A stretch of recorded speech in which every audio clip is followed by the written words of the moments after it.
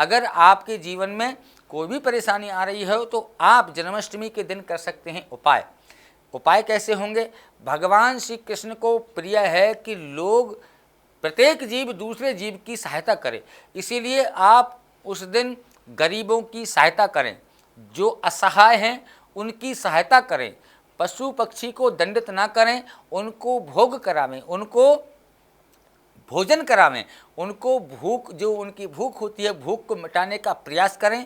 वहीं उस दिन एक ब्राह्मण को कम से कम भोजन करावें, एक संत को, महात्मा को भोजन करावें, संभव हो तो 11 को करें, जितनी सामर्थ्य हो, 1, 5, 7, 9 या 11, जितने भी आपकी सामर्थ्य हो उतने दिन उतने ब्राह्मणों को भोज आपको कराना चाहिए। ब्राह्मण भोज होगा, ब्राह्मण भोजन करके जो आपको आशीर्वाद देंगे, आप ब्राह्मणों को थोड़ी जितना बन सके दक्षिणा भी दें, क्योंकि ब्राह्मण को, संत को जब भोजन कराते हैं तो भोजन कराने के उपरांत कुछ ना कुछ दक्षिणा स्वरूप इनको अवश्य देना चाहिए। साथ साथ भूखों को भोजन करा सकते हैं, गरीबों की सहायता कर सकते हैं, भंडारे कर सकते हैं।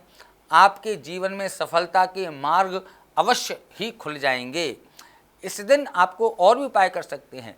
भगवान श्री कृष्ण को अति प्रिय हैं गौमाता।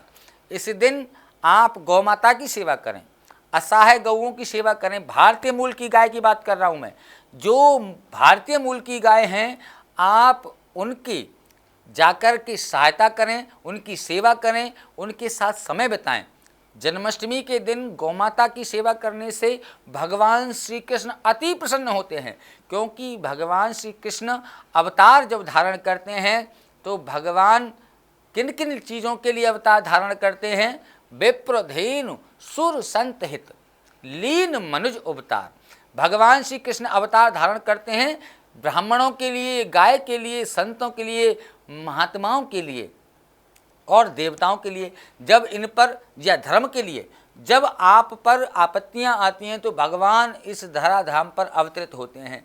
भगवान प्रत्येक जीव की रक्षा करने आते हैं, धर्म की स्थापना करने आते हैं।